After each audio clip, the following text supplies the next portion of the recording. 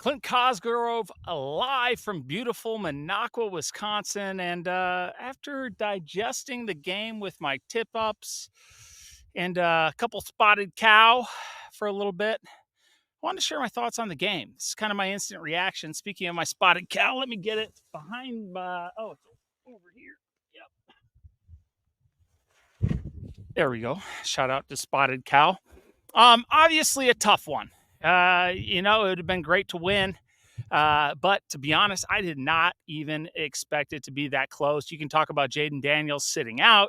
Had he played, I think it would have been a different game. But talent wise, that team is far superior from top to bottom than Wisconsin right now. I know it hurts us, for fans. The game slipped away, but from a non emotional standpoint, Badger fans should be excited. And here's why. Despite the opt outs at Wisconsin, the transfer guys, Wisconsin was able to go toe to toe with one of the, arguably one of the nation's most talented teams. And, despite any talent that was lost, this is one step closer to the culture and the team makeup that Fickle is building. Sometimes you get addition by subtraction, even when talented players leave. And that is real when overhauling a roster and really a program as a whole. You look at the offense. This is what Phil Longo's offense, is meant to look like. All right. They got the ball out quickly. They stretched the field. Mordecai wasn't perfect. But this is a guy who finally had a year under his belt in that system. He was coming off a broken throwing arm, hand. Sorry, not arm, hand. But you got to like what you see the development over the year. Okay. 300-yard passer. Haven't had that in a while. Pauling's a stud. Tretch is a stud. You think of the run and shoot and, quick slot guys, and you worry about not having that big outside guy, but you don't really need that in this offense. The ball was coming out quick. You saw him stretch the field. You can stretch it with, switch routes with the slot guys, everything like that.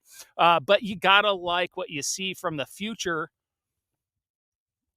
at the receiver position, especially with guys like, Kai and Barry Johnson coming in. Um, you know, Big outside receiver, like I said, yes, that'd be great. But these guys can do what you need to do. Now, the defense flashed. They did a great job against the run. I know a lot of questions have been, can the 3-3-5 stack work in the Big Ten against the run?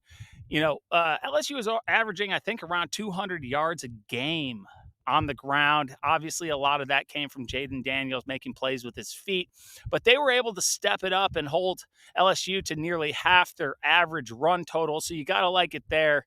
The defense flashed. They were physical. Hunter Wooler, let me tell you, that guy's a player. They are going to miss him. He's what Wisconsin football is all about. Overall, the defense just not fast enough as a whole right now. And a big part of that is, I've talked about this many times. Recruiting as a whole has not been great. Winning kind of hid that, and now we're seeing it, especially as this team transitions into the new era of football. But like I said, impressed with the physicality. The lack of pass rush is a killer. Need serious upgrades on the defensive line, need pass rushers. I think that's coming in. And once that gets fixed, this defense is going to look a lot different. So overall, Wisconsin fans, come on. If you're upset about this game, I understand. Okay, I get it. It seems like it slipped away. But Wisconsin had no business really being in this game from a talent standpoint. This team is going in the right direction. They just competed toe-to-toe with one of the top, most talented teams in the nation. And I think Wisconsin fans have a lot to be excited about, especially when you consider what is coming in talent-wise in this upcoming recruiting class. Tyler Van Dyke coming in, other transfers that are going to be difference makers. This isn't a day to be sad. Had I told you before the game that Wisconsin would let it slip away at the end and blow a lead, I think you'd be pretty happy. The team is learning to finish. The team is gelling. We are finally seeing Luke Fickell's culture come into play. And Wisconsin fans, you should have a lot to be excited about. So cheers from beautiful Minocqua. Cheers from Spotted Cow. Cheers from my tip up, which has not gone up. Ice is cracking around me.